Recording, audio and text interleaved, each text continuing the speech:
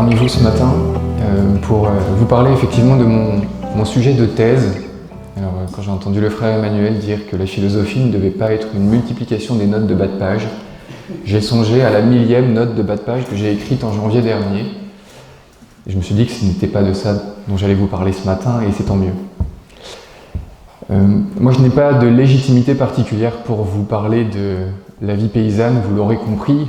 Cette vie paysanne, vous la connaissez mieux que moi.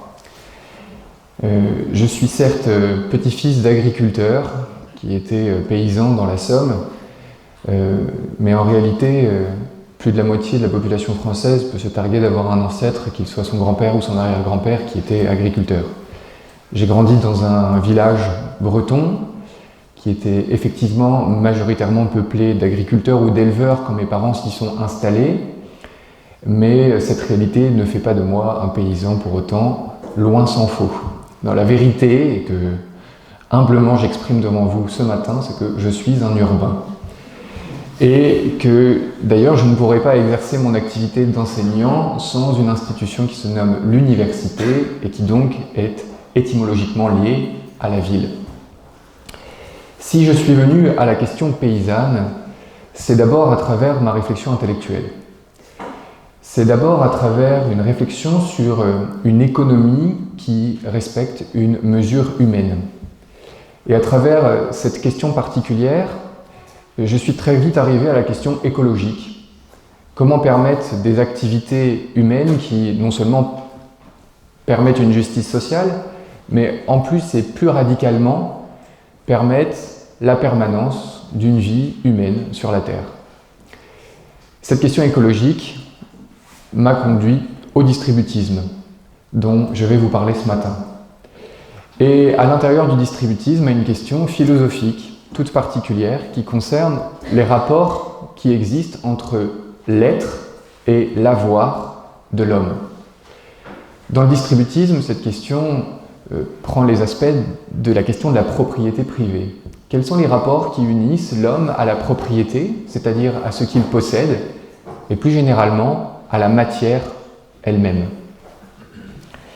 C'est au cœur de cette question que s'est invitée la question paysanne, puisque dans le distributisme, elle est une question absolument essentielle pour comprendre le juste rapport entre l'être de l'homme et ce que l'homme possède. En janvier 2024, cette question paysanne s'est invitée au premier rang de l'actualité lorsque les agriculteurs français ont encerclé Paris avec les tracteurs, que des bottes de foin ont été placées en travers des axes routiers et que les revendications avaient un mot d'ordre clair: nous voulons vivre de notre métier. Le gouvernement a promis un plan d'aide de 400 millions d'euros, les barrières ont été levées, mais en 2025, de nouveaux appels à la mobilisation alimentés par les mêmes griefs, une profession qui juge être confrontée à des normes trop importantes, démesurées, une incertitude quant à l'aide véritablement promise pour le maintien de cette activité, une concurrence jugée déloyale dans une économie mondialisée avec d'autres producteurs agricoles au niveau mondial. Tout cela traduit une certaine inquiétude justifiée et probablement, en tout cas c'est comme ça que je me représente les choses extérieurement, pour de jeunes paysans ou des personnes qui envisagent de se lancer dans une activité agricole, une question: pourquoi y aller? Faut-il vraiment y aller? Quel est le sens de cette activité agricole, alors que toutes les tendances montrent que d'ailleurs la démographie de la population agricole ne cesse de baisser d'année en année? Le tableau que je présente ici n'est pas uniquement conjoncturel. En réalité, il s'inscrit dans une dimension beaucoup plus structurelle qui traduit un changement de référentiel. Et une statistique intervenue en 2007 l'illustre, statistique qui a montré qu'en 2007, la population mondiale agricole, ou plutôt rurale, a été dépassée par la proportion de la population désormais urbaine. C'est-à-dire que pour la première fois, à l'échelle de l'humanité depuis l'invention de l'agriculture, la population urbaine a égalé puis dépassé la population rurale, une population donc qui vit sous un fond commun agricole, pour qui le référentiel premier est lié aux réalités naturelles, ce référentiel qui fut celui des hommes depuis l'invention de l'agriculture jusqu'à l'époque où naquirent nos grands-parents. Ce référentiel n'est plus le référentiel premier. Et cela va de pair avec la marginalisation progressive de la population paysanne. Cette inversion des proportions est vécue en premier lieu par l'Angleterre, premier pays à l'expérimenter.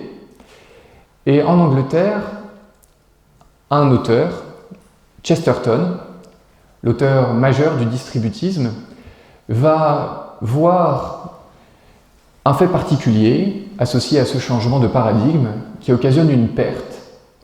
La perte du paysan, petit propriétaire, comme unité de mesure des sociétés humaines. Ce n'est pas un référentiel nouveau, ce n'est pas un référentiel du XXe siècle. À vrai dire, le paysan petit propriétaire a été un référentiel de toutes les époques, depuis l'Antiquité jusqu'à nos jours. Et d'ailleurs, l'auteur latin, Virgile, en parlait déjà, en disant de lui qu'il était l'homme heureux. L'homme heureux parce qu'il connaît la cause des choses. Il est celui qui connaît la cause des choses, les principes premiers. Et Chesterton citera Virgile dans son ouvrage distributiste majeur, The Outline of Sanity, qui a été traduit en français par Plaidoyer pour une propriété anticapitaliste, en disant que Virgile avait compris que cet homme heureux avait une connaissance des causes élémentaires de la propriété et de la production, la manière de posséder et la manière de produire. Alors, qu'est-ce que le distributisme dont j'aimerais vous parler ce matin? Le distributisme est très souvent présenté comme une économie de troisième voie, sous-entendu entre le capitalisme et toute forme de collectivisme. C'est une définition qui est correcte, en un sens, mais qui est assez insuffisante. Elle est correcte parce qu'elle traduit bien une double opposition entre les deux grands systèmes économiques proposés au début du siècle dernier, capitalisme et socialisme, et en même temps, présentée ainsi, elle apparaît trop comme une sorte de compromis politique, alors qu'en réalité, le fond de la réflexion distributiste est anthropologique. Il concerne la nature de l'homme, et en particulier la nature de l'homme comme animal possédant, c'est-à-dire un être qui a besoin d'avoir pour déployer son humanité. Cette intuition puise à deux sources. La première est philosophique, notamment à travers l'enseignement de Thomas d'Aquin et à travers Thomas d'Aquin d'Aristote. La deuxième source est davantage poétique, à travers les écrits du poète latin Virgile. La question qui peut se poser, c'est pourquoi parler de ça à de jeunes paysans aujourd'hui? Eh bien, d'abord, comme je l'ai énoncé, parce que vous faites partie de cette population qui fut la norme de l'humanité jusqu'à une période assez récente et qui n'est plus cette norme et subit même une tendance à la marginalisation, à l'oubli de son importance fondamentale. Ensuite, parce que vous êtes nombreux à faire l'expérience que la taille compte.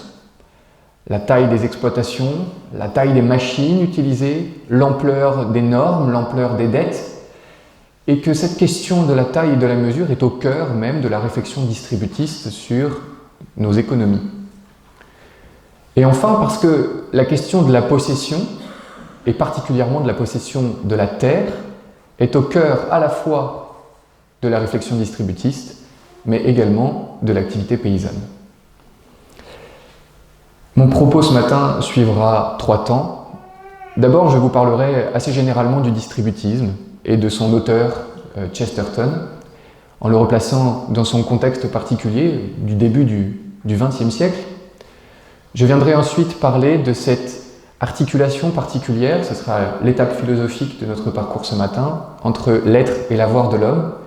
Et enfin, je m'attarderai un petit peu sur ce bien particulier qu'est la Terre, et pourquoi est-ce que la Terre, en tant que bien, est si déterminant pour comprendre les rapports qui unissent l'être et l'avoir chez l'homme. En première partie, donc, je souhaite vous parler du distributisme, et je ne peux le faire sans présenter un peu son auteur principal, Gilbert Keith Chesterton, né en 1874 à Londres et mort en 1936. C'était un personnage assez exubérant. Il mesurait 1,90 m, pesait pas loin de 130 kg dans ses beaux jours. Chesterton est un jeune homme qui a très vite montré des prédispositions pour le débat d'idées.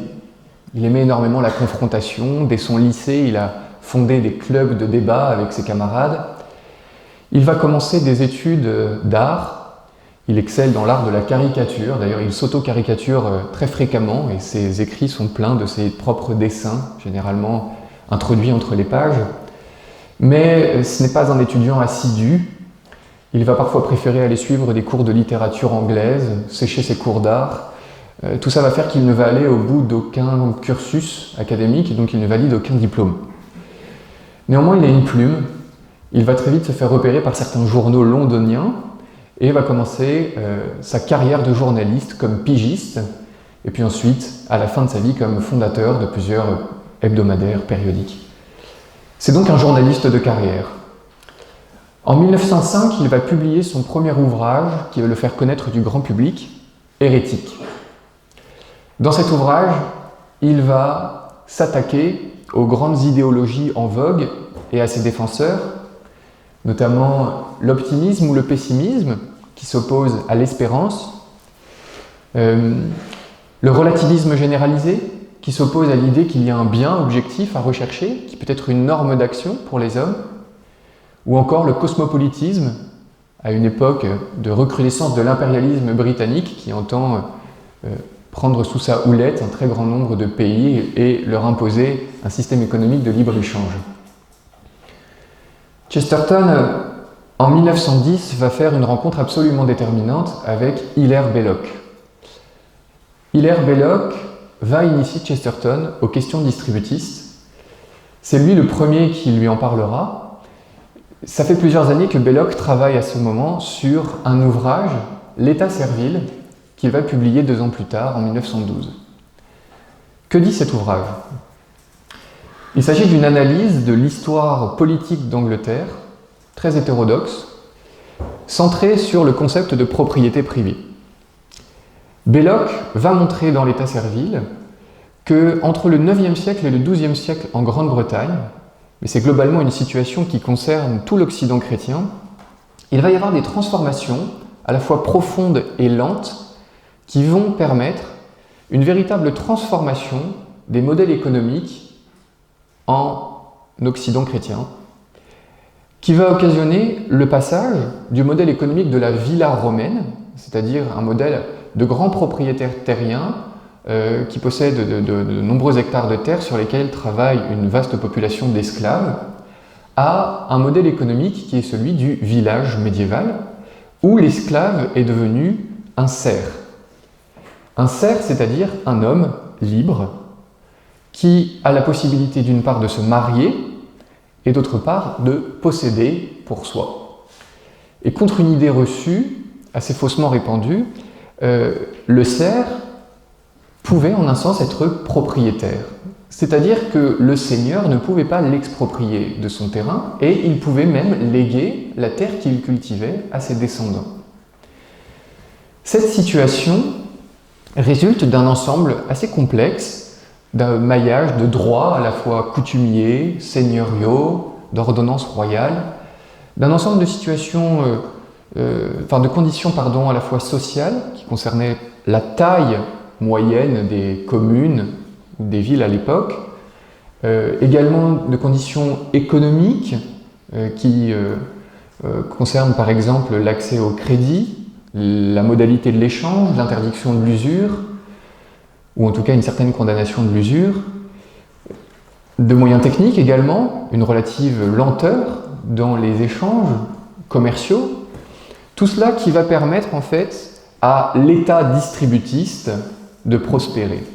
Qu'est-ce que c'est que l'État distributiste? C'est cet ensemble de conditions qui a permis à la quasi-totalité de la population, à la quasi-totalité des foyers, pendant plusieurs siècles, d'être propriétaires d'une petite unité productive. Cette situation va être perturbée par un événement majeur de l'histoire d'Angleterre, consécutif au schisme entre Henri VIII, qui va fonder l'Église anglicane, et l'Église catholique. À la suite de cette création de l'Église anglicane, le roi Henri VIII va exproprier les catholiques de leurs biens, notamment les congrégations religieuses, les ordres religieux, qui étaient alors détenteurs d'une certaine quantité de terres en Grande-Bretagne. Ces terres vont être redistribuées à la noblesse proche de la couronne, qui était elle-même déjà assez fortement pourvue en terres. Et au terme de cette redistribution, il va alors se produire le passage d'un effet de seuil, puisque une petite centaine de familles va alors être détentrice d'environ un tiers des terres en Grande-Bretagne. On passe un cap dans la concentration de la propriété foncière. Et à ce moment-là, la terre va changer de destination. C'est-à-dire que la façon dont on se la représente et dont on va l'utiliser va être profondément bouleversée. C'est le grand virage capitaliste que prend la Grande-Bretagne à cette époque. La terre va désormais avoir une destination productive. La question ne va plus être comment est-ce qu'on répond à un besoin ou à des besoins liés à une communauté particulière, avec une terre présente qui est liée à la communauté humaine, mais plutôt comment est-ce que je fais pour faire porter le maximum de fruits et tirer le maximum de profit des terres que je cultive. Ces modèles vont donc être des modèles de grands propriétaires, et dans les années qui vont suivre, la Grande-Bretagne va connaître une véritable révolution agricole qui va notamment se manifester par des mouvements qui s'appellent les enclosures, c'est-à-dire la fermeture des communs. Les communs qui étaient ces lieux autrefois où justement le manant, le cerf, pouvait aller chercher du bois mort, paître ses troupeaux, aller se procurer en tout un tas de choses que fournissaient les communs et qui lui permettaient de combler les besoins de son économie domestique. En conséquence de quoi, les plus petites fermes vont très rapidement être rachetées par les grands propriétaires. Cela va conduire à l'appauvrissement d'une grande partie de la population agricole de cette époque et aux premiers exodes ruraux, une population pauvre qui va aller chercher du travail à la ville. D'où est d'ailleurs consécutive la création des grands ateliers avec la division du travail. La révolution agricole va entraîner aussi une révolution dans la manière de travailler. Au XIXe siècle, ce modèle va atteindre, disons, son apogée en termes de concentration de la propriété, et les auteurs socialistes vont s'opposer justement à cette façon de concevoir l'économie, le travail, la propriété. Les distributistes vont s'opposer à la fois aux capitalistes et aux socialistes sur la notion de la propriété, d'où découle toute forme d'économie. En 1922, Chesterton va connaître une conversion au catholicisme. C'était une conversion attendue, latente dans ses écrits, donc il n'a pas vraiment surpris, mais il est assez intéressant de constater que cette conversion va ouvrir pour lui la dernière période de sa vie, qui est la période distributiste. C'est à partir de sa conversion au catholicisme qu'il va être animé par ce que ses proches ont appelé une fièvre distributiste. Il va se mettre à écrire à tout bas sur cette question de la propriété. En 1926, lui, Belloc, Arthur Penty, Eric Gill, des personnalités anglaises de cette époque, vont fonder la Ligue distributiste, qui va connaître un certain succès, tout d'abord relatif, et puis, après les effets de la crise économique de 1929, de plus en plus prononcés. Chesterton va mourir en 1936, dans sa maison à Beaconsfield, donc dans la banlieue londonienne. Il n'aura pas d'enfant, mais une postérité intellectuelle de grande ampleur. Il aura publié 92 ouvrages de son vivant, donc une œuvre assez colossale, touchant à des genres extrêmement variés, allant du recueil de poèmes à la nouvelle absurde, en passant par l'essai politique, etc. Alors, cela étant dit, qu'est-ce donc que le distributisme? Eh bien, je l'ai dit, c'est une opposition à la fois une opposition au capitalisme et au socialisme, mais qui repose sur une affirmation première. L'homme est un animal possédant. L'homme, pour être, doit avoir. Et le capitalisme, comme le socialisme, nie cette réalité de la nature humaine.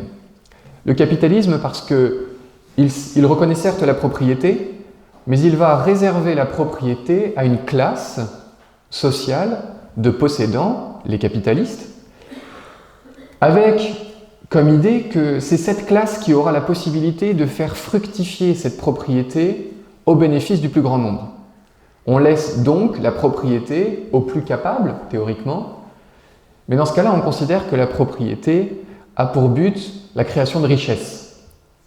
Et donc, on considère que la bonne utilisation de la propriété, c'est le fait de générer un profit à travers elle. Et dans ce cas-là, effectivement, les capitalistes sont les mieux à même de générer un profit pour l'ensemble de la communauté. Des théories qui sont majoritairement issues de la main invisible d'Adam Smith, où chacun, recherchant son intérêt particulier, concourt au bien commun. Si les capitalistes recherchent leur intérêt particulier et si on leur en donne les moyens, alors le bien commun sera atteint grâce à eux. Mais il nie la possibilité pour chacun de posséder des biens ordinaires, en concentrant la propriété dans les mains d'une classe. Le socialisme va regarder la propriété comme une institution responsable de l'oppression des classes dépossédées, les prolétaires, par les classes possédantes, les capitalistes. Et donc leur désir va être de supprimer l'institution qui permet cette oppression. Et là, il y a un aveuglement, je dirais, général sur le fait qu'effectivement, encore une fois, l'homme, pour être, doit avoir, en tout cas dans une certaine mesure. En supprimant l'institution de la propriété, le socialisme nie cette réalité de la nature humaine. Quand on comprend cela, on comprend davantage certains slogans distributistes, notamment le fait que chacun puisse posséder 3 acres, c'est-à-dire 3 hectares de terre et une vache. Ça, c'est un slogan qui est repris des agrariens du XIXe siècle et qui exprime l'idée selon laquelle l'homme doit posséder un minimum pour exercer une liberté réelle. La question de la liberté, et notamment de la liberté politique, est conditionnée par la possibilité d'avoir quelque chose à soi qui permette l'exercice des capacités humaines et qui permette d'assurer aussi sa subsistance, les deux étant éminemment liés dans la pensée distributiste. Et il y a 2 archétypes à celui qui possède bien, le paysan petit propriétaire et l'artisan petit propriétaire, que l'on retrouve sans arrêt dans la pensée de Chesterton ou d'Hilaire Belloc. Alors, quelles initiatives concrètes ont été inspirées par le distributisme? Elles ne sont pas si nombreuses, et on reviendra sur cette raison un peu plus tard. Premièrement, on peut citer la guilde de Saint-Joseph et de Saint-Dominique, qui est contemporaine à l'aventure distributiste, fondée par Éric Gill et son épouse. Il s'agit d'une communauté de famille qui prônait le retour à la terre, qui travaillait donc de la terre, mais également de l'artisanat. Quand j'essaye de me la représenter à partir des témoignages qu'on peut lire à propos de cette guilde qui n'a pas perduré, j'imagine qu'elle ressemble aux communautés de l'Arche, notamment à la communauté du Gwenvez, que je connais un peu. Je suis content que quelqu'un puisse vous en parler tout à l'heure pour donner un peu plus corps à cette représentation. Une communauté de famille qui vit du travail de la terre, de l'artisanat, qui résiste aussi à l'introduction de l'électricité ou de certaines machines, justement, dans les méthodes de production. Deuxième initiative, peut-être la plus moderne au sens actuel du terme du distributisme, c'est la coopérative Mondragon en Espagne, qui a été fondée par le père José María Arizmendiarreta, qui est un prêtre jésuite déclaré vénérable par le pape François en 2015.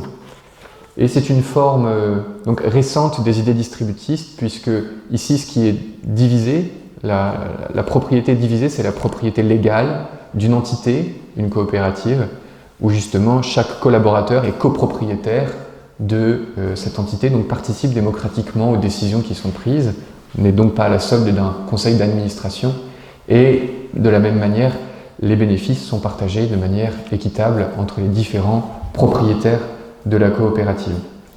Et enfin, il y a l'école Chesterton, fondée par Marco Sermarini, qui est déjà intervenu dans le cadre des Journées paysannes, une école donc italienne, qui dispense une formation intégrale, qui a des effectifs de petite taille, avec une implication familiale extrêmement prononcée. Alors, cela étant dit, on se rend compte d'une chose, c'est qu'effectivement cette relation entre l'être et l'avoir de l'homme est au cœur des idées distributistes. Ce que j'aimerais explorer, ce que ne font pas véritablement les auteurs distributistes, et notamment Chesterton, c'est le bien fondé de cette intuition. C'est-à-dire, philosophiquement, que peut-on dire véritablement de cette relation entre l'être et l'avoir? Puisque Chesterton ne l'explique pas, il laisse simplement des sources fiables comme les éléments les personnes chez qui il faut aller chercher ces éléments pour justifier cette intuition. Donc c'est le travail que je me suis échiné à faire ces dernières années, aller chercher chez ces auteurs de référence, eh bien, ce que peuvent être les raisons de cette relation déterminante entre l'être et l'avoir. Ces auteurs de référence, globalement, sont au nombre de deux. Thomas d'Aquin, et à travers Thomas d'Aquin, Aristote. Quand on se penche sur ces auteurs, c'est-à-dire un auteur médiéval et un auteur antique, une première chose à dire, c'est que la notion de la propriété qui existe chez ces auteurs est assez différente de celle qu'on a l'habitude de considérer, nous, en tant que modernes. Parce que je vous l'apprends, vous êtes moderne. Enfin, je vous l'apprends d'ailleurs peut-être pas, vous le savez sûrement, mais nous sommes modernes du point de vue des idées, peut-être même post-modernes. Toujours est-il qu'en notre qualité de post-moderne ou de moderne, c'est parfois un petit peu étonnant d'aller comprendre ce que justement un médiéval ou un antique pensait au sujet de la propriété. Et ce qu'on observe dans la pensée de ces auteurs, c'est qu'on est obligé de procéder à un certain nombre de distinctions par rapport à ce que nous rassemblons, nous, sous l'appellation de propriété. Et chez Aristote, ces distinctions sont au nombre de 3. Il y a différents niveaux qui vont du niveau le plus existentiel au niveau le plus pratique. Ces niveaux sont les suivants. Il y a la possession, d'une part, l'avoir, d'autre part, et enfin il y a la propriété. Qu'est-ce que c'est que la possession sous la plume d'Aristote? C'est un petit peu technique, mais assez aisé à comprendre quand on l'illustre. La possession, c'est la relation qui unit celui qui possède à la chose possédée. Il s'agit donc d'une relation, pas d'un objet en tant que tel, mais d'une relation qui unit le possédant au possédé. Aristote parle d'acte réciproque. L'acte réciproque, ça signifie que cette relation entre celui qui possède et la chose qui est possédée, va agir et rétroagir. Je m'explique. Imaginez Roger Federer avec sa raquette de tennis. Ils sont liés l'un à l'autre par l'intermédiaire de la possession. Roger Federer est devenu un joueur de tennis parce qu'il a appris à manier une raquette de tennis qui a ses propriétés propres, sa configuration, ses possibilités. Et parce qu'il a appris à bien en jouer, la raquette a eu une influence sur l'être de Roger Federer. Réciproquement, Roger Federer, il joue d'une certaine manière, il a disons une patte, un jeu particulier, et sa manière d'utiliser la raquette de tennis lui est propre. Si bien qu'il va imprimer à la raquette une façon propre, justement, d'être modelée. Le manche de sa raquette ne ressemblera pas au manche de la raquette de Rafael Nadal. Il y a donc une relation réciproque entre celui qui possède et la chose qui est possédée. Et ça, on le voit très à l'œuvre chez les artistes, avec la manière dont ils utilisent leurs outils, chez les artisans. Un ciseau à bois a une action sur l'ébéniste, comme l'ébéniste a une action sur le ciseau à bois, en lui imprimant sa patine, etc. Regardons les instruments utilisés par de vieux artisans, où on voit qu'ils ont presque leurs mains inscrites à l'intérieur. Et on sent justement que la marque de l'un s'est imposée sur l'autre. Ça, c'est la possession, l'intermédiaire entre le possédant et le possédé. Et Chesterton saisit bien cet ordre d'idées. Il l'exprime plus poétiquement, mais il le dit de la manière suivante. Le plaisir de l'homme est de posséder des biens, mais aussi d'être à moitié possédé par eux, d'être à moitié contrôlé par la flûte avec laquelle il joue ou par le chant qu'il cultive. Et on sent bien que ce que Chesterton exprime poétiquement, le fait d'être à moitié possédé par les objets justement qui sont nos objets d'utilisation courante, quotidienne, ou par l'objet même de notre travail, en l'occurrence la terre, a une action sur celui justement qui en fait usage. Le deuxième niveau, c'est l'avoir. L'avoir, assez concrètement, c'est l'objet qui est relié au possédant par l'intermédiaire de la possession. C'est l'objet particulier. C'est le ciseau à bois, la raquette, le crayon pour un écrivain, etc. Mais quand on a compris que la possession était un acte réciproque, on se doute donc que l'avoir va avoir un effet sur celui qui en fait usage. Et donc, cet avoir implique un discernement.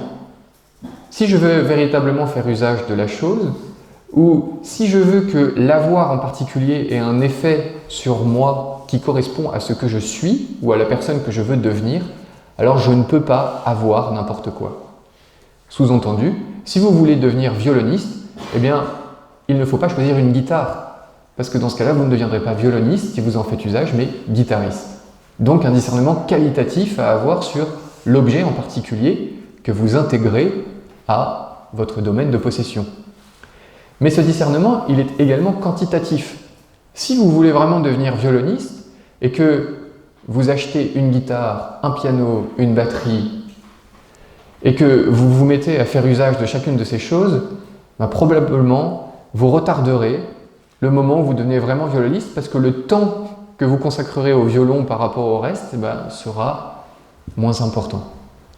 Donc on ne peut pas tout posséder et il y a un discernement à avoir sur la quantité et la qualité de ce que nous possédons. Enfin, troisième niveau, il y a la propriété. La propriété est un bien particulier. Pour Aristote, on pourrait l'appeler le bien des biens, c'est-à-dire le bien à partir duquel sont générés les autres biens.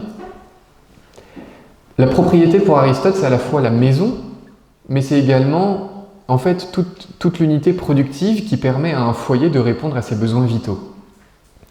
Et cette propriété, elle a déjà une dimension politique, en fait pré-politique. C'est-à-dire qu'un homme grec, pour s'occuper des affaires de la cité, doit avoir répondu à ses besoins vitaux. Et ça, c'est de l'ordre de la propriété, des activités de travail qui sont de l'ordre du privé. Mais il faut pouvoir avoir répondu et satisfait à ses besoins vitaux pour pouvoir s'engager en tant qu'homme libre dans la cité. Puisqu'un homme qui a faim est prêt à toutes les compromissions, alors que si vous avez ce dont vous avez besoin, eh bien vous pouvez vous engager en tant qu'homme libre. Il y a donc une relation entre la propriété et la propriété mesurée et la liberté politique qu'on voit chez Aristote et chez les Grecs en règle générale. La propriété, c'est également le lieu particulier du monde qu'habite chaque personne et qui lui donne une place dans l'espace politique. C'est si vrai dans le monde grec que lorsqu'un homme était banni de la cité, on ne se contentait pas de le bannir et de donner ses biens à quelqu'un d'autre qui viendrait prendre sa place. Sa maison était brûlée, ses biens étaient détruits pour signifier véritablement qu'il n'avait plus de place dans la cité. Mais donc si vous voulez, la maison, l'habitat, était la place particulière de l'homme dans l'espace politique. Et c'est ça qui lui donnait sa liberté et sa possibilité de prendre la parole en tant que citoyen libre. Donc, si je résume tout cela, chez Aristote, on n'est pas d'abord dans un registre juridique, on est beaucoup plus dans un registre existentiel en ce qui concerne la propriété, et cette existence a une influence politique. Ensuite, Aristote nous donne à penser le juste avoir, c'est-à-dire un avoir qui est vraiment proportionné à l'être de l'homme et qui doit faire l'objet d'un discernement. Et comme critère, il nous laisse celui de l'usage. Qu'est-ce que c'est que posséder quelque chose? Eh bien, c'est savoir en faire usage. Ça, c'est une réalité chez les Grecs.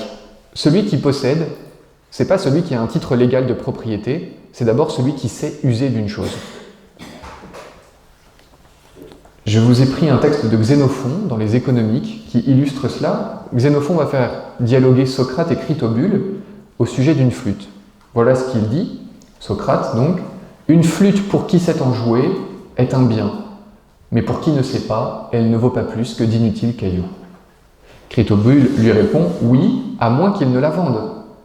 Mais si on la vendait pour un objet dont on ne sait pas bien user, même vendue, elle n'est pas un bien. » Donc c'est-à-dire que même par rapport au pouvoir que donne l'argent sur une chose, ce qui reste supérieur, c'est toujours l'usage. Je possède véritablement ce dont j'ai usage. Or, l'usage présuppose qu'on consacre du temps à la chose pour apprendre à en user. C'est donc un art de posséder qui repose sur des savoir-faire.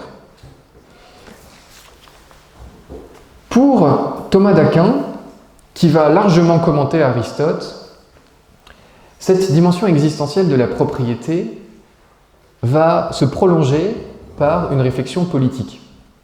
En fait, Thomas va nous faire toucher la nécessité d'articuler un niveau légal avec un niveau plus anthropologique, plus existentiel de la propriété. Alors, il va dire la chose suivante.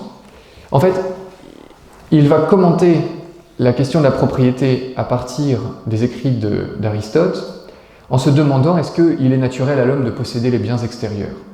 Il va répondre oui à cette question en s'appuyant sur Aristote. Et il va ensuite se demander est-ce qu'il est licite pour l'homme de les posséder en propre? C'est-à-dire, est-ce qu'un homme particulier peut posséder un bien particulier sans nuire aux autres?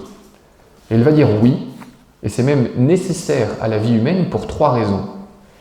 D'abord, chacun donne à la gestion de ce qui lui appartient en propre des soins plus attentifs qu'il n'en donnerait à un bien commun à tous ou à plusieurs. Donc quelqu'un s'occupe mieux d'une chose qui lui appartient véritablement. Mais pour Thomas, ça signifie quoi? Ça signifie la perfection individuelle du sujet. C'est-à-dire bien s'occuper des choses, c'est perfectionner son être, c'est se donner la possibilité d'agir de manière vertueuse, c'est, agir de façon à perfectionner ses qualités propres. Donc ça, c'est une première chose. Deuxièmement, il y a plus d'ordre dans l'administration des biens quand le soin d'une chose est confié à une personne, tandis que ce serait la confusion si tout le monde s'occupait indistinctement de tout. Donc la communauté des biens menace l'ordre. Et en fait, l'ordre, dans ce cas, c'est le bien commun, c'est-à-dire ce qui permet à chacun individuellement de bien s'occuper des choses. Donc d'en avoir un usage correct, et par l'usage, de bien se les approprier. Troisièmement, la paix entre les hommes est mieux garantie si chacun est satisfait de ce qui lui appartient. Aussi voyons-nous de fréquents litiges entre ceux qui possèdent une chose en commun et dans l'indivice. Donc c'est une affaire de paix sociale que chacun puisse posséder pour soi et à sa mesure. Et il termine par ceci qui est fort intéressant pour nous et pour les distributistes. La communauté des biens est dite de droit naturel, non parce que le droit naturel prescrit que tout soit possédé en commun et rien en propre, mais parce que la division des possessions est étrangère au droit naturel. Elle dépend plutôt des conventions humaines et relèvera par là du droit positif. Ainsi, la propriété n'est pas contraire au droit naturel, mais elle s'y surajoute par une précision due à la nature humaine. Qu'est-ce que ça veut dire? Ça veut dire que s'il est naturel à l'homme de posséder des biens, s'il est licite qu'il les possède en propre, en réalité, il n'existe pas de modèle dans la nature qui permet de dire quoi appartient à qui. Et donc, ça c'est un discernement que doivent exercer les communautés humaines. Comment créer des institutions qui permettent ce juste rapport entre l'être et l'avoir et qui donnent une consistance juridique à ce lien particulier? Il y a un texte plus récent de Simone Weil, qu'on a déjà cité ce matin, qui est très intéressant parce qu'il résume l'essentiel de ce que je viens de vous dire, des enseignements présents chez Aristote et chez Thomas, du point de vue distributiste. Un texte qui est étonnant parce qu'on le trouve dans l'introduction au livre qu'on appelle l'Enracinement, et cette introduction est consacrée aux besoins fondamentaux de l'âme humaine. Donc quand on commence à écrire sur les besoins fondamentaux de l'âme humaine, on n'imagine pas forcément trouver quelque chose d'aussi concret, d'aussi matériel que le besoin de propriété privée et le besoin de propriété collective. Or, Simone Weil range les deux au rang des besoins de l'âme humaine, et voici ce qu'elle dit sur la propriété privée. La propriété privée est un besoin vital de l'âme. L'âme est isolée, perdue, si elle n'est pas dans un entourage d'objets qui soit pour elle comme un prolongement des membres du corps. Tout homme est invinciblement porté à s'approprier par la pensée tout ce dont il fait longtemps et continuellement usage pour le travail, le plaisir ou les nécessités de la vie. Ainsi, un jardinier, au bout d'un certain temps, sent que le jardin est à lui.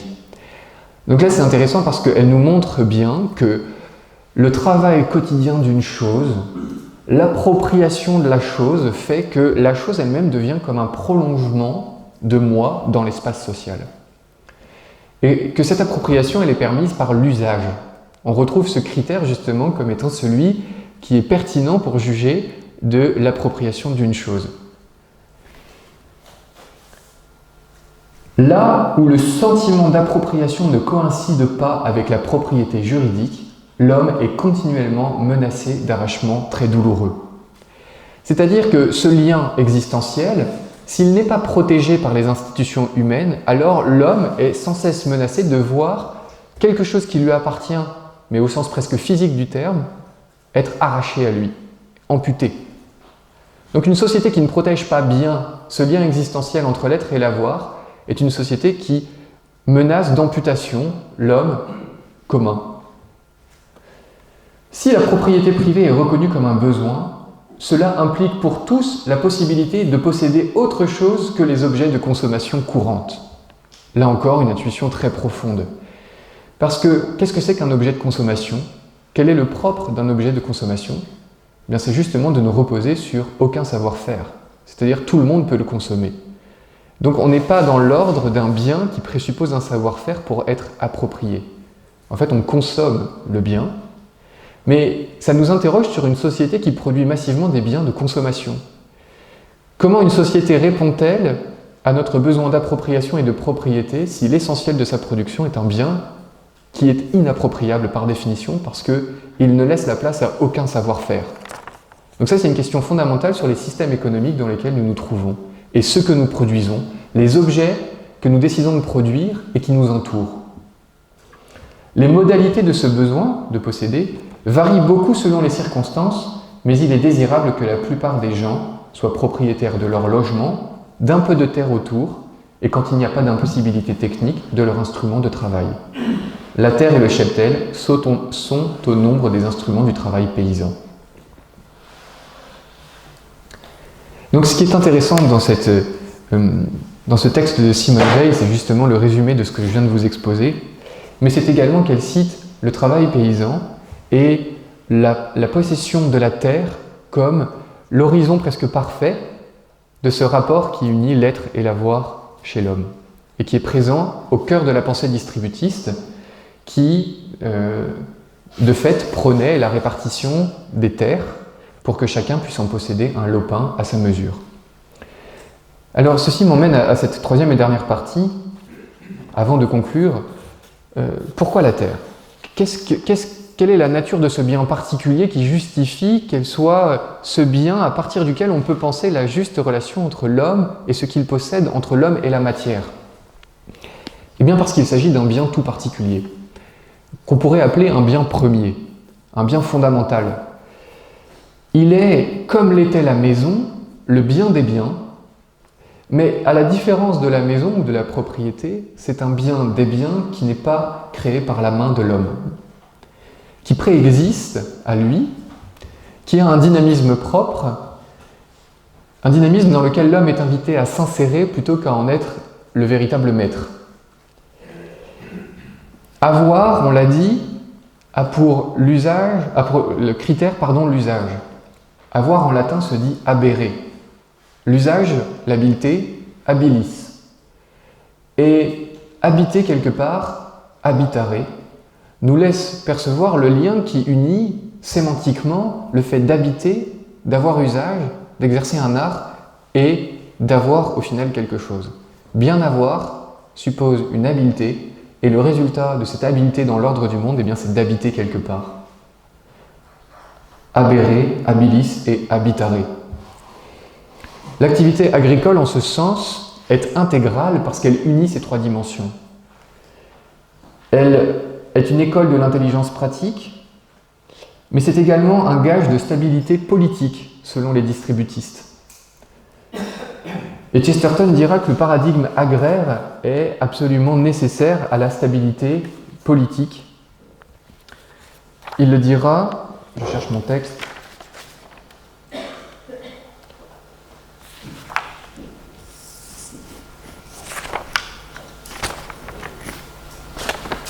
ici.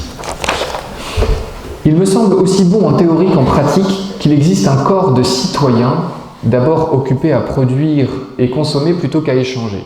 Donc ici, sous sa plume, il faut entendre la paysannerie, parce que c'est de ça dont il parle.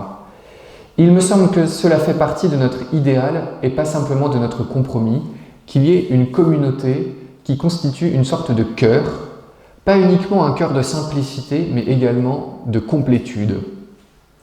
Ce caractère complet, justement, qui est donné par le travail de la terre dans l'unité entre l'avoir, l'habileté et l'habitat. L'échange et la spéculation auraient alors leur juste et raisonnable place, comme ils l'avaient dans le monde des foires et des marchés. Donc en fait, Chesterton nous dit ici que la pratique de l'économie, dans ses différentes possibilités, trouve un point d'équilibre lorsque c'est la paysannerie qui lui donne son ton. Quand la paysannerie constitue l'état d'esprit et le rapport général à la matière qui est donc comme infusé au reste de la société.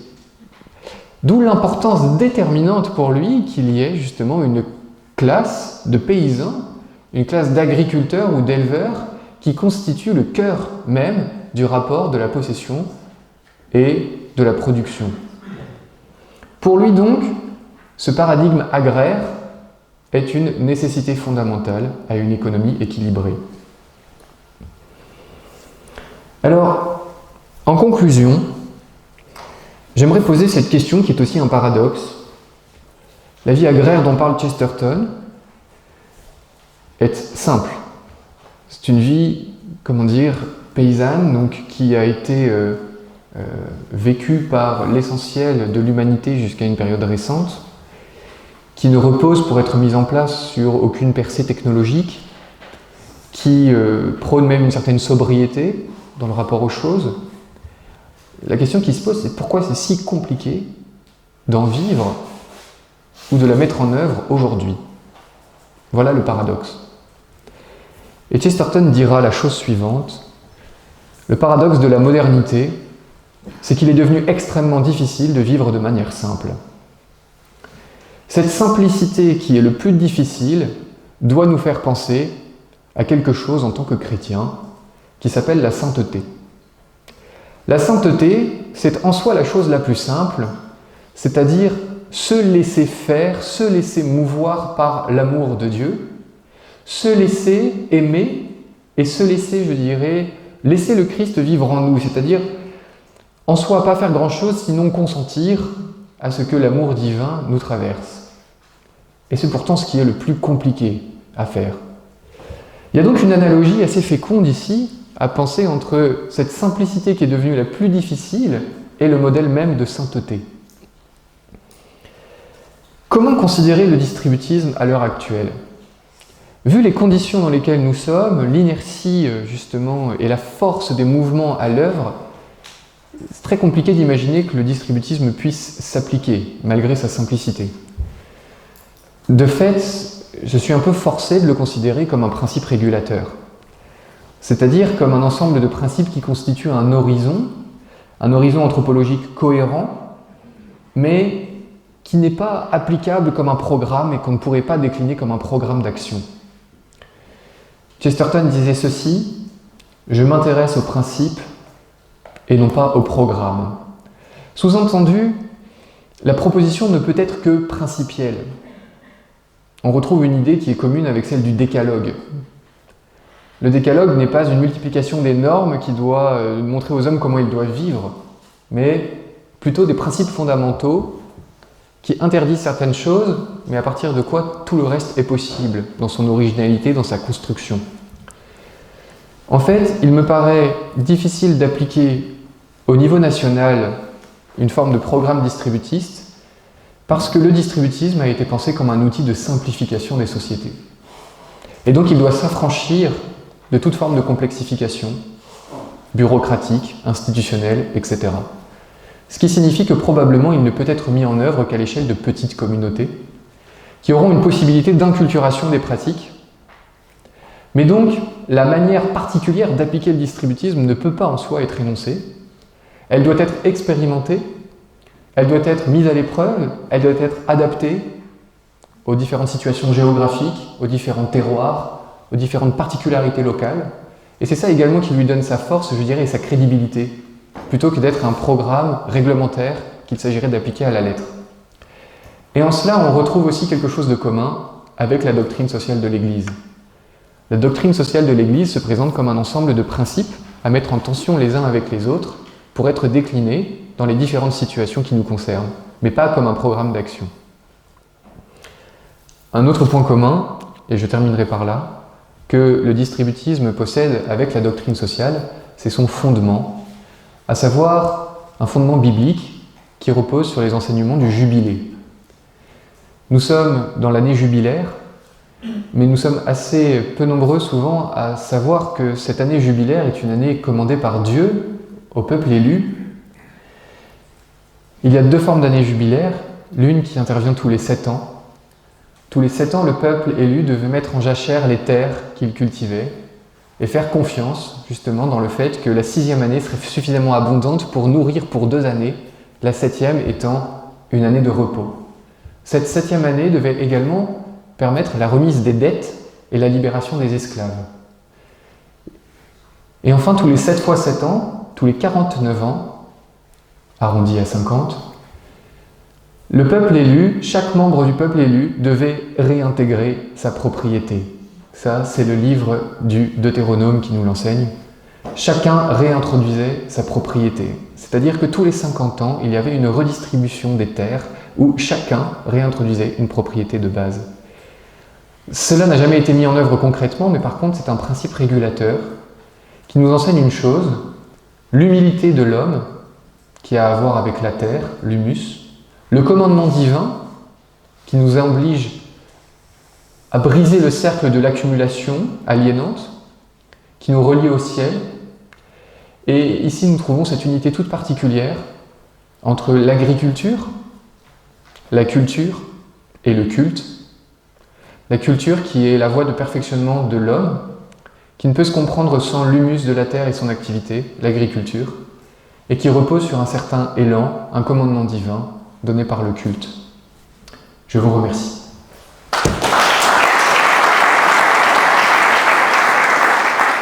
Moi j'ai noté juste 3 points qui m'ont vraiment marqué dans ce que tu nous as partagé. Et voilà, ces 3 points ont un fil rouge commun. Ce qui m'a marqué, c'est que tu disais que dans une cité grecque, l'habitat était situé. Donc on voit que c'était aussi une période où les choses étaient situées dans leur milieu. Je sais qu'Aristote aussi parlait des astres comme ayant un mouvement propre, etc. Et une cosmologie qui environnait les choses. Le deuxième point qui me marquait, c'était la question du lien à la matière. Donc tu parlais beaucoup plus de l'avoir, mais la question de la matière est aussi importante. Et c'est vrai qu'avant, par exemple, les matières, les espèces eucharistiques étaient préparées par des moines qui devaient prier plus. C'était les meilleurs froment qui servaient à ça. Et enfin, le troisième point qui me marquait, c'était la question de la rétroaction d'une activité sur l'homme, et même voilà, la question des archétypes. On peut penser par exemple à l'archétype du faucheur ou ce genre de choses, donc on voit bien qu'il y a une action sur l'homme. Et en fait, ce qui vient lier ces trois éléments, voilà, c'est la question du symbole derrière. Et je me demande aussi dans quelle mesure toutes ces actions sont, enfin toutes ces manières de vivre antiques et médiévales étaient conditionnées par un sens aigu du symbole. Et est-ce que ça n'aurait pas quelque chose à nous dire aujourd'hui Merci Laetitia.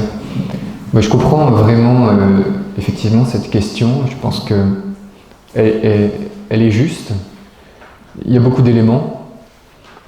Peut-être un élément illustratif concerne les guildes médiévales, qui est aussi une figure de référence donc, des auteurs distributistes. Les guildes médiévales avaient des blasons, et ces blasons représentaient très souvent leurs outils de travail ou des éléments qui renvoyaient à leur profession. Mais une profession qui n'était pas juste une profession au sens où on pourrait l'entendre aujourd'hui, c'est-à-dire globalement divisée du reste de la vie. J'ai ma vie professionnelle d'un côté, et puis j'ai ma vie familiale de l'autre, et pourquoi pas ma vie associative dans un troisième temps.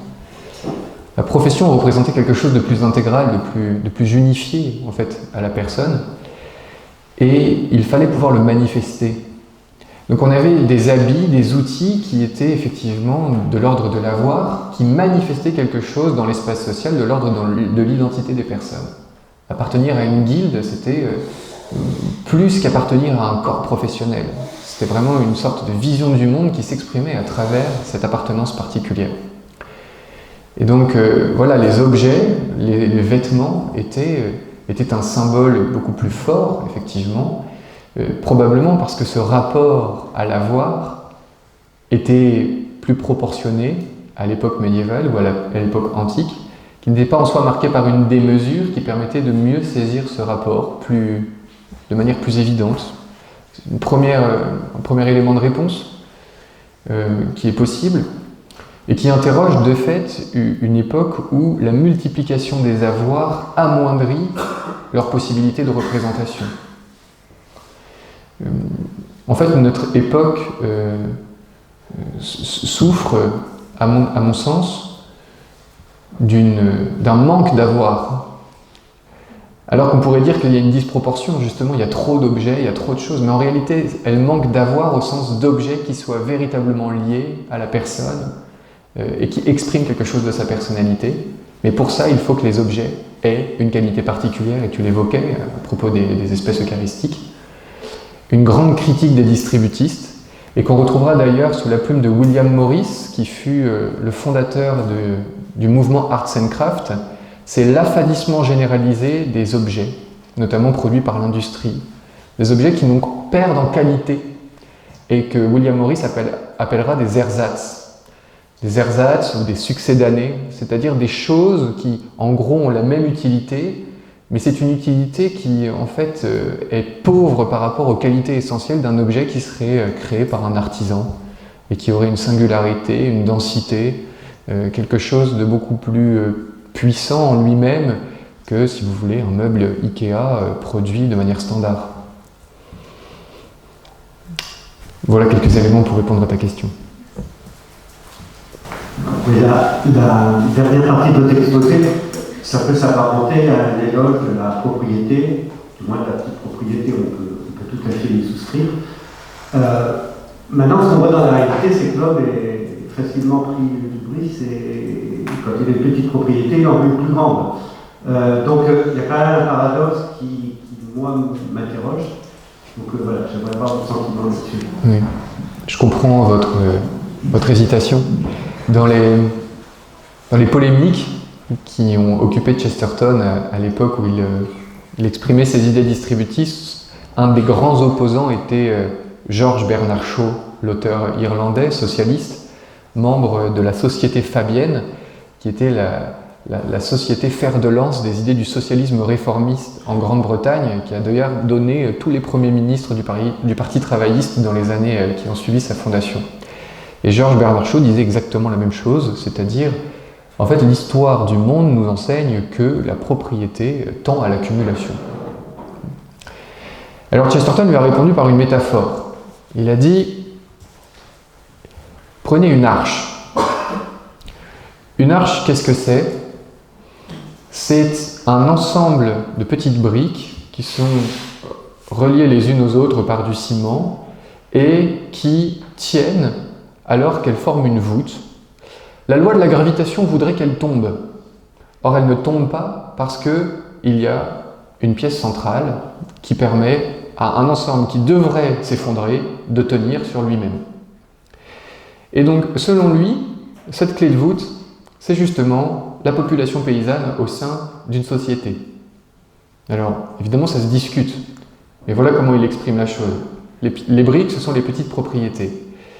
Et selon lui, sauf événement majeur, eh bien, chaque personne humaine est dotée d'un sens moral suffisant pour qu'une fois dotée des conditions qui sont suffisantes, eh bien, la force de chacune de ces petites briques exercée sur sa voisine, reposant sur un paradigme central qui véhicule cette idée, qui en gros véhicule le ciment, permet à la chose de tenir. Et il disait à ce sujet, en fait, l'état distributiste n'est pas une hypothèse qu'on peut balayer, c'est un fait historique qu'il faut expliquer. Parce que selon lui, cet état des choses a existé historiquement, dans une période de temps suffisamment importante pour quand même représenter au moins une base d'expérience qui devrait nous interroger sur les conditions où ceci est possible. Et ça a été possible, historiquement. Alors, la question qui se pose, c'est effectivement, est-ce que c'est encore possible dans les conditions actuelles? Est-ce que c'est encore possible avec ces révolutions intellectuelles qui ont aussi fait que nous avons tout à fait changé de fusil d'épaule, si j'ose dire, dans notre appréciation de la propriété, que l'on considère aujourd'hui comme quelque chose de totalement exclusif. J'ai une propriété et j'ai un droit total sur la chose dont je suis propriétaire. Mais ma propriété est d'abord légale et puis ensuite elle me donne des pouvoirs sur la chose. Alors que pour un homme à l'époque médiévale, la propriété que j'ai sur une chose, elle est traversée par d'autres droits qu'ont d'autres personnes sur cette même chose. Et il y a une interpénétration de différents domaines. Le seigneur a un domaine éminent, le manant a un domaine utile, mais les deux existent. Et en fait, les deux permettent cette satisfaction du besoin de propriété qui est, selon Simone Weil, un besoin de l'âme humaine. Donc effectivement, la question se pose éminemment aujourd'hui. Je comprends que dans le contexte actuel, on pose cette question et c'est évidemment un grand point d'interrogation. Est-ce qu'on peut même transiter depuis la société actuelle vers une société où ces conditions, cet ensemble complexe, difficile à rassembler, serait possible? Ça, c'est la vraie question. C'est la vraie question du futur du distributisme. Et donc, difficile, avec mon directeur de thèse, on a cette question. Quel est le statut qu'on peut lui donner? Est-ce que c'est un patrimoine immatériel de l'humanité, c'est-à-dire une réserve, en fait, dans laquelle on pourrait plonger, et qui deviendrait utile à la suite d'un effondrement? Parce que globalement, malheureusement, c'est peut-être l'option la plus vraisemblable. C'est-à-dire, il faut qu'il y ait un effondrement ou quelque chose qui s'y apparente, c'est-à-dire quelque chose qui nous oblige à reconsidérer sur des bases tout à fait différentes la façon de faire, de posséder, de produire, pour que cette situation soit de nouveau possible, en matière de mesure, d'équilibre, etc. Ce ne sont pas des perspectives forcément très gaies, mais d'un autre côté, c'est pénétrer d'une espérance. Voilà comment je répondrai à votre question. Moi, je rebondis sur, à la fin, le paradoxe avec l'année jubilaire dans Lévitique 25, parce que justement, c'est le moment où toutes les possessions sont rendues. Et donc, je me demandais, mais en fait, comment, en cette période de sabbat, de jubilé, où en fait tous les propriétaires, tous les hommes rendent à Dieu en fait ce qu'ils possèdent en disant que finalement eux ne sont que, Lévitique 25 parle d'habitants émigrés, en fait rien ne nous appartient et donc tout est rendu à Dieu. Et donc en quoi le distributisme peut être défendu par des chrétiens, alors que le fait de posséder n'appartient pas à l'homme. Ce qui est évident dans le livre du Lévitique, comme dans la loi juive en général, c'est que celui qui possède la terre, c'est celui qui pratique la justice. Fabrice Adjadj a donné une conférence il y a 1 an ou 2 aux Journées Paysannes sur cette question, qui possède la terre? Et on voit qu'en fonction effectivement des périodes et puis des civilisations, il y a eu différentes réponses qui ont été apportées à cela. Les Grecs considèrent que celui qui possède la terre, c'est celui qui est né sur cette terre. Le romain, déjà, c'est différent, et là on se rapproche davantage effectivement du modèle distributiste, notamment par l'influence de Virgile dessus. Le romain, il possède la terre parce qu'il la cultive, pas parce qu'il est né là-bas. Énée, qui est donc un personnage de l'Iliade, qui va être repris par Virgile, c'est ce personnage qui a perdu justement sa cité, Troie, qui a été rasée par les Grecs, qui est en exil et qui va fonder une nouvelle cité sur une terre romaine, et il va en être propriétaire, il va pouvoir légitimement revendiquer qu'il la possède parce qu'il la cultive. Et c'est celui qui cultive la terre qui en est justement le légitime propriétaire. Troisièmement, le peuple élu. Le peuple élu possède la terre parce qu'il y pratique la justice. Alors comment est-ce qu'on peut penser à la fois cet héritage? Alors je rajouterai à votre question l'héritage latin et l'héritage hébraïque dans le distributisme. Bien parce que ces modèles ne sont pas exclusifs, ils sont cumulatifs. La justice peut intégrer la pratique de la culture. La culture peut intégrer, même si elle la dépasse, l'autochtonisme, le fait d'être originaire d'un lieu. Et donc, on peut, voir que chez les distributistes, à la fois le fait de pratiquer la justice, à la fois le fait de cultiver la terre, et donc pourquoi pas d'en être issu, qui donnerait aussi une raison de la cultiver et d'y pratiquer la justice, pourrait être justement des modèles qui servent à son argumentaire. Donc pour moi, il n'y a pas d'opposition, quand bien même j'entends effectivement que tout appartient à Dieu, mais en même temps Dieu rend. C'est-à-dire que là, le principe, c'est un principe équilibrant, et on voit que la répartition, justement, comme elle va arriver parce que c'est un prescrit divin, elle oblige l'homme, ou plutôt elle conditionne à l'exercice d'une certaine justice. Elle lui dit, de toute façon, ça ne sert à rien d'essayer de t'enrichir ad vitam aeternam, parce que au bout d'un certain temps, ce sera redistribué. Tous les 7 ans, de toute façon, tu libéreras ton esclave. Tu remettras les dettes que tu as accumulées. Alors que si on pense sans perspective temporaire de réajustement des choses, là, l'accumulation sans fin peut s'introduire, même dans l'esprit et dans les pratiques humaines. Donc, ce commandement divin, c'est un commandement à exercer la justice et qui nous conditionne dans la tempérance, dans une certaine mesure justement dans nos activités, parce qu'il n'y a pas d'horizon infini, il y a un horizon de rétablissement des choses à un niveau d'égalité sociale. Et c'est donc une perspective qu'on nous donne et que le distributisme peut incarner dans une proposition justement actuelle. Dans votre exposé, il y a toute une dimension politique qui peut s'en extraire. Alors on pourrait dire, est-ce que c'est de droite, est-ce que c'est de gauche, est-ce que ça aussi. Moi je trouve que le distributisme, c'est par rapport à l'heure du temps, ça, dans la décision qu'ils ont donnée, ça concourt à des débats sur le fait que la gauche aurait été bien, que l'homme soit naturellement bon, et que en fait, l'Union soviétique ça aurait pu fonctionner, mais c'est juste que c'était pas avec les bonnes personnes. Je trouve intéressant votre vision.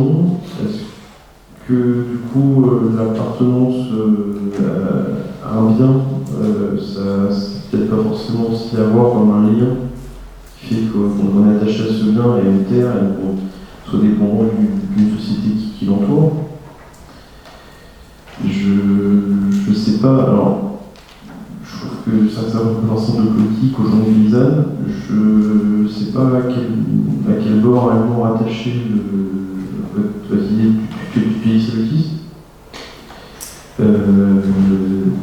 Néanmoins, je partage aussi votre idée sur la coopérative Mondragon. Et est-ce que nous, dans nos vies d'agriculteurs, alors selon les lycées parmi nous. Vous avez des exemples à promouvoir. Et est-ce qu'il n'est peut-être pas préférable de sortir un peu de l'échelle de l'exploitation, d'essayer de développer nos coopératives, plutôt que de vouloir recréer un monde un peu fantasmé de paysans autonomes qui mangent toujours à leur faim et qui arrivent toujours à nourrir leur famille. Et en fait, pour reprendre l'agriculture, c'est peut-être pas si bien que ça, mais il faut juste être capable de l'encadrer. Concernant la question du bord politique, c'est pas étonnant effectivement qu'il ne soit pas si évident de le rattacher à un bord en particulier, parce que en fait, les auteurs distributistes ont cherché à s'extraire aussi de ces catégories politiques pour pouvoir proposer quelque chose qui dépasse, je dirais, ce clivage. Et donc, pour résumer, et je pense que c'est le cas, c'est-à-dire que les catégories de droite-gauche sont insuffisantes pour penser en fait cette proposition. Du point de vue de la propriété, on entendra du point de vue de la gauche dire qu'on est encore dans un système de conservateurs, des idées globalement rattachées à droite. Du point de vue de la justice sociale et de la façon justement de la répartir, de la diviser, des gens de droite diraient à propos du distributisme que c'est une initiative de gauche. Chesterton a été accusé d'être un socialiste, il a été accusé d'être un réactionnaire conservateur. Donc intéressant justement. Je pense que quand une personne est sujette à des critiques aussi radicales des deux bords, là on rentre dans quelque chose d'assez dense justement pour pouvoir être interrogé. Donc pour moi, cette difficulté, elle est plutôt source d'intérêt, si vous voulez, et elle nous donne justement à penser les choses dans une autre dimension. C'est une première partie pour répondre à votre question. Sur les initiatives ensuite concrètes, bien là encore, c'est-à-dire que moi je reconnais aussi ma certaine incapacité pratique à répondre à votre question. Ce que je peux faire, c'est éventuellement détailler, si vous voulez, comme j'ai tenté de le faire aujourd'hui, ces principes d'action qui sont ceux du distributisme. L'homme est un animal possédant, il a besoin d'avoir une propriété mesurée pour exercer une liberté réelle. Cette propriété mesurée, on la perçoit davantage quand on travaille la terre, donc là les agriculteurs ou les éleveurs ont un avantage par rapport à d'autres, les artisans également, donc le chemin à parcourir pour pénétrer ces réalités est moins grand. Et puis après sur le modèle à mettre en œuvre, je pense qu'il y en a une infinité en réalité. La coopérative est évidemment quelque chose d'intéressant parce qu'elle repose sur un principe de division de la propriété, une forme égalitaire. Mais il y en aurait beaucoup d'autres à mettre en œuvre. Vous avez cité la communauté, plutôt que la vision autarcique d'une famille paysanne qui cultiverait sur un lopin de terre dans un système clos. Je pense que la communauté est quelque chose d'assez essentiel. Communauté au sens de cette unité humaine qui n'est pas la société, donc c'est-à-dire la version massifiée, si vous voulez, de la communauté, mais une version, disons, d'une communauté politique qui n'est pas non plus simplement l'échelle de la famille, mais qui se situe entre justement ces deux éléments, soit le vase clos, qui forcément finit par dégénérer, soit la société de masse, où personne ne peut plus exister en tant qu'être singulier et personnel, parce qu'on est perdu dans quelque chose de démesuré, mais il y a une échelle communautaire à retrouver qui se situe entre ces deux éléments. L'échelle politique du déploiement du distributisme, c'est celle-là, c'est l'échelle communautaire.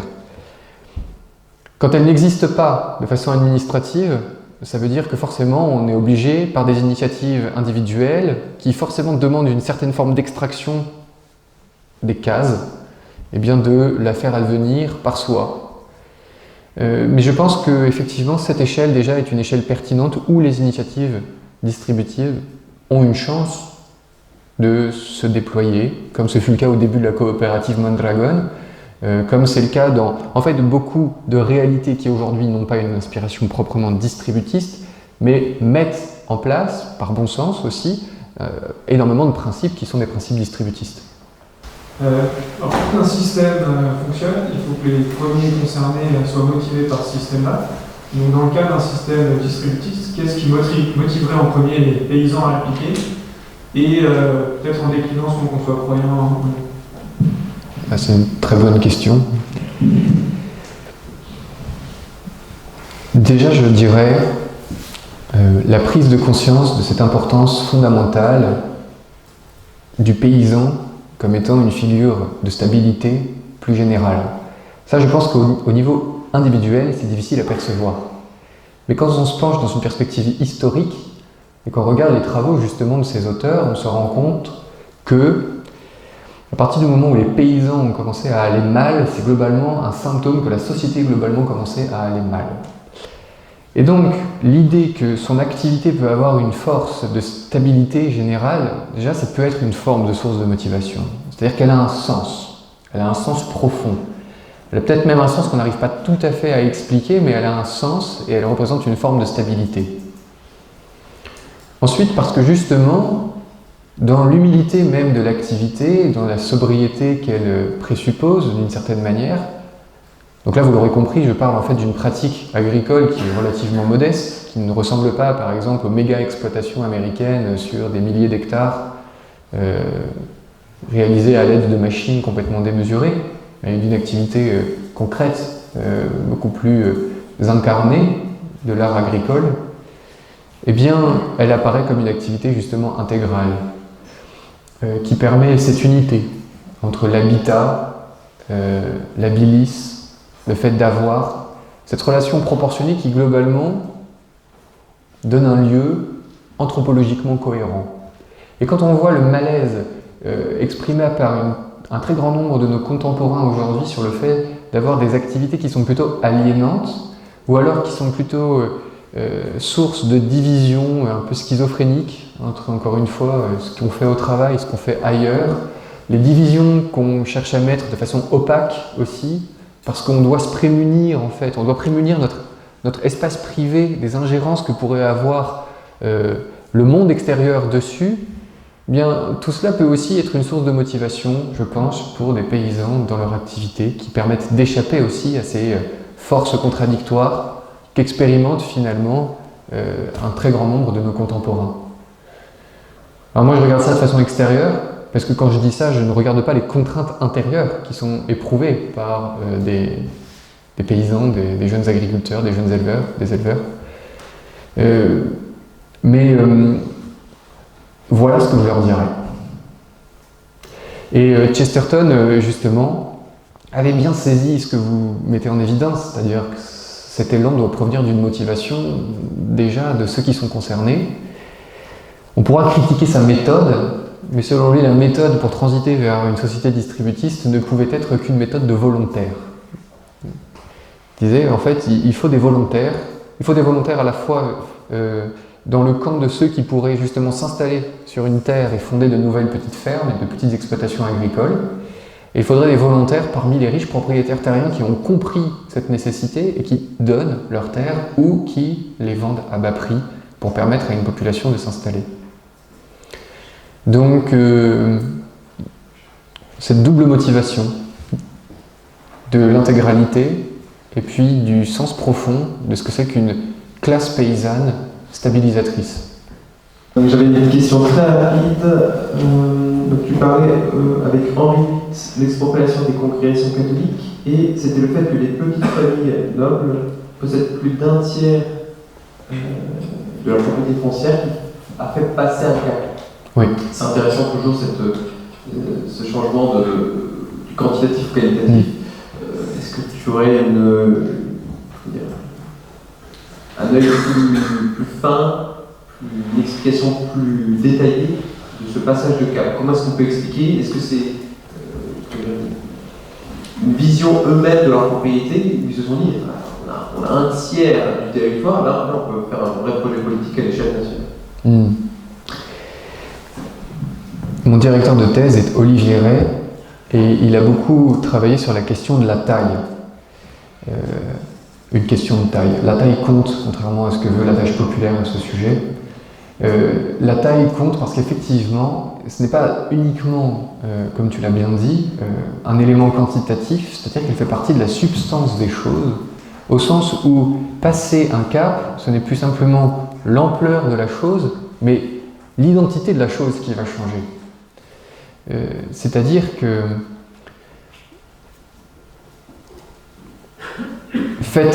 faites grossir quelque chose et vous verrez qu'en fait, passé un certain point, cette chose ne peut plus exister avec simplement des dimensions augmentées, multipliées. Je prends un exemple. Faites une maquette de bateau.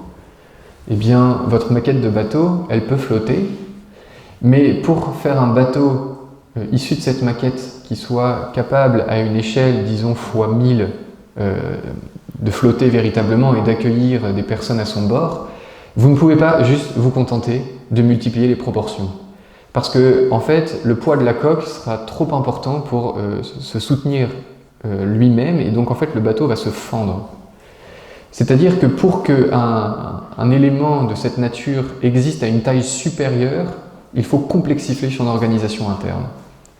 Il faut pouvoir créer des mécanismes justement de contrefort, etc., qui permettent à l'unité globale de persister. Et ça, on l'observe également chez les organismes humains et globalement, par analogie, dans les sociétés humaines. Ivan Illich, un penseur d'origine croate qui a vécu aux États-Unis, a beaucoup travaillé sur cette question des effets de seuil. Et il a montré dans différents secteurs de la société française, de la société américaine, mais qui sont déclinables à nos sociétés et à la société française peut-être en particulier, l'éducation, le monde des transports, le monde de la santé, que, à partir d'un moment, un surcroît de santé rend malade. Évidemment, à comprendre un surcroît de taille dans nos hôpitaux, un surcroît d'investissement fait justement dans ce domaine, etc. Un surcroît de rapidité dans les transports contribue en fait au ralentissement général, parce que vous êtes obligé d'avoir un système si perfectionné dans le rodage de quelque chose qui va si vite, qu'à partir du moment où un élément ne fonctionne pas, eh bien c'est l'ensemble qui ne peut plus fonctionner, et donc vous perdez énormément de temps. Enfin, toutes ces choses qui nous montrent que, passé un certain cap, effectivement, ça devient contre-productif, et on change de nature, en fait, de problème. Concernant la taille des exploitations en Grande-Bretagne à cette époque, le modèle médiéval était fondé sur l'économie de village, on l'a dit. Un seigneur avait un domaine éminent sur un territoire et plusieurs communautés cohabitaient sur ce territoire. Globalement, en résumé, ce territoire il pouvait être connu par le seigneur dans sa totalité. La question donc de la subsistance des communautés humaines qui y vivaient était appréciable à vue d'œil.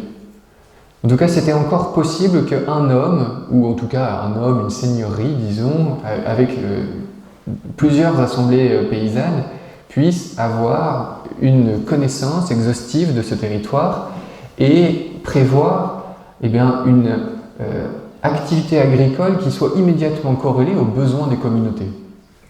Si les territoires s'étendent, si celui qui a le domaine éminent sur ce territoire n'a plus la possibilité humaine de se représenter véritablement les communautés qui y vivent et les besoins associés à ces communautés, alors ce ne sera plus ça le critère d'exploitation.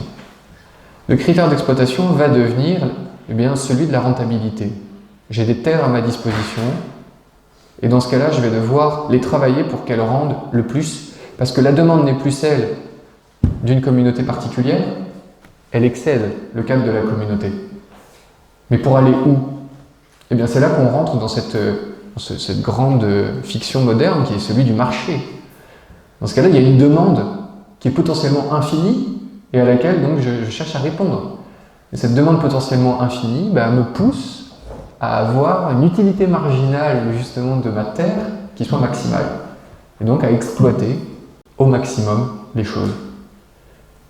Puisqu'on décorrèle le besoin d'une communauté connue et que le besoin devient celui qui excède l'échelle de la communauté et pourquoi pas qui devient la demande générale, globalisée. On est dans le début d'une réponse à la demande et non plus aux besoins d'une communauté connue. J'ai tout de suite une idée qui m'est venue en tête, je me suis dit, mais à quand un parti distributiste ? Un peu de côté tout de suite, on va mettre en place, qu'est-ce qu'on va faire pour la mettre en place ? Et en fait, vous avez répondu, le but c'est pas de mettre une sorte de programme, c'est d'abord d'en appeler aux principes. Et les principes, je trouve que ça vient bien plus qu'un programme qui vient d'en haut, en plus de façon un peu miraculeuse. C'est un peu notre idée de la politique aujourd'hui, c'est qu'on attend les solutions de façon miraculeuse d'en haut. Il y a toujours ce désir d'aller, tout va changer peut-être demain avec le nouveau Premier ministre. Donc il y a une sorte d'idéalisme et de miraculeux qu'on attend d'en haut. qui nous dépossède d'ailleurs de notre action propre, et donc qui nous dépossède de la politique. Donc moi-même, j'en suis pétri, on attend tout de suite le parti distributiste qui va nous donner un programme détaillé. Et en fait, donc, l'appel au principe, c'est quand même de dire on va d'abord réformer de l'intérieur les êtres. Si je donne à quelqu'un un principe, comme par exemple, je ne sais pas, un menuisier, je lui apprends à utiliser un ciseau à bois, de ce principe, il va en faire ce qu'il veut. Il y a des bonnes choses. Donc je me suis dit, merci de me sauver de cet idéalisme politique. Mais je me dis, aujourd'hui concrètement, ma question est double, elle est comment Chesterton a fait quand même pour déployer le distributisme sans passer peut-être par un système de parti, vous pouvez créer un autre parti. Et vous avez un peu répondu, c'est une sorte de FV volontaire, mais comment il a fait pour s'y prendre? Et comment nous, aujourd'hui, on pourrait, en tout cas vous, pour réveiller le désir des paysans, des gens qui ne sont pas installés ou qui sont installés, ou à mettre en place un tel système, de telle communauté. Qu'est-ce qu'on peut imaginer comme corporation, comme distributisme, ou qui ne soit pas une sorte de parti politique ou un programme des têtes, mais qui vienne réveiller des volontaires qui aident la mise en place, la réalisation bien concrète. On peut passer de votre thèse à quelque chose qui vienne réveiller nos consciences. Merci pour votre question. C'est effectivement une question que je me pose aussi, parce que j'arrive au terme de ce processus de thèse. Et donc la question c'est, quelle est la suite pratique de cette opération?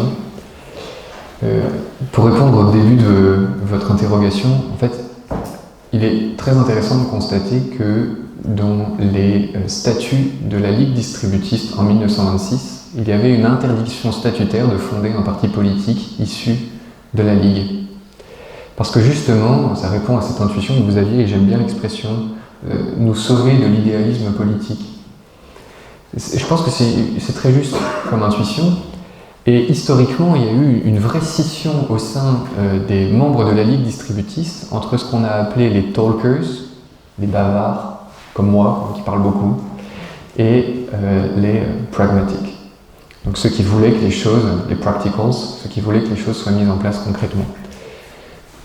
Crise économique de 1929 aux États-Unis, les effets commencent à se faire sentir, contraction du crédit, réduction vraiment de la production, appauvrissement de la population ouvrière, faillite de nombreux capitalistes, tout s'apparente à l'effondrement qui est annoncé par les distributistes depuis de nombreuses années.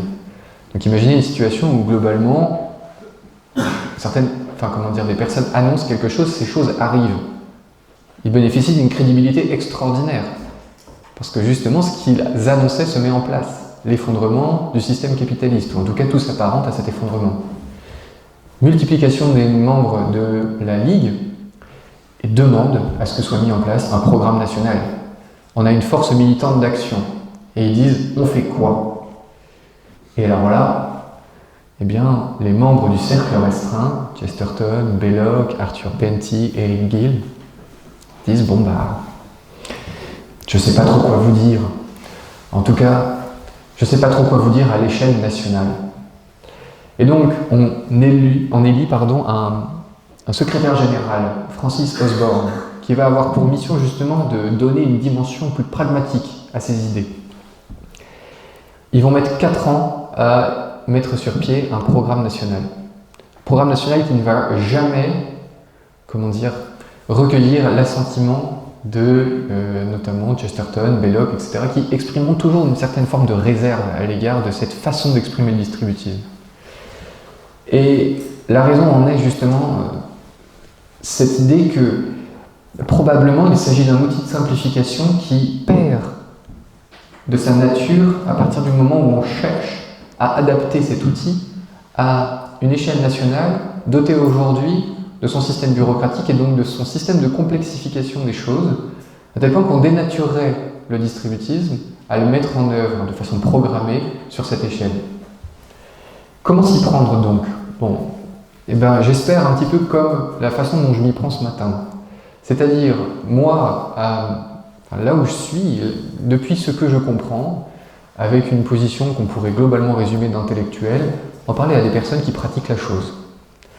Parce que finalement, moi j'ai peut-être la capacité de vous transmettre ce que j'ai compris, Mais vous avez la capacité de mettre en œuvre concrètement les principes qui sont véhiculés par le distributisme si vous considérez qu'ils ont quelque chose de juste à apporter vis-à-vis de la cohérence de votre activité, je dirais même, la possibilité d'humanisation que votre activité permet, pour vous et pour le reste de la société. Parce que c'est ça qui est en jeu. Et puis pour vous, de mettre en œuvre, de proposer, d'essayer, d'échouer éventuellement, mais de retravailler les choses et de voir comment elles ont une vérité pratique. C'est peut-être l'étape qui m'attend après, je n'ai pas encore tout à fait discerné la chose, mais voilà, moi continuer à en parler à vous pour que vous fassiez. Merci Alexis d'avoir accepté de venir te frotter à un public de praticiens. Moi je voudrais donner un exemple concret de quelqu'un qui a pris une décision dans ce sens. Il y a quelques années, on a déjà eu aux Journées nationales en février un topo sur le distributisme et on a eu effectivement Marco Sermarini, l'italien, qui est venu nous parler de ce qu'il avait déjà réalisé avec toute une communauté de familles. Et il y a un agriculteur du Jura, Emmanuel Augier, qui est parti de ce week-end en se posant la question en fait, de quoi est-ce que j'ai vraiment besoin pour vivre de façon juste et pour faire vivre ma famille. Et qu'est-ce que je peux faire du surplus? Et en fait, il est parti voir ses propriétaires, qui n'étaient pas propriétaires de toutes ces terres, en leur disant, moi je suis prêt à me séparer de quelques hectares de terrain si on installe des jeunes. Et il a permis l'installation de jeunes sur des productions un peu complémentaires à la sienne. Puis ils ont créé un petit marché à la ferme, etc. Et donc voilà un peu une contribution modeste en fait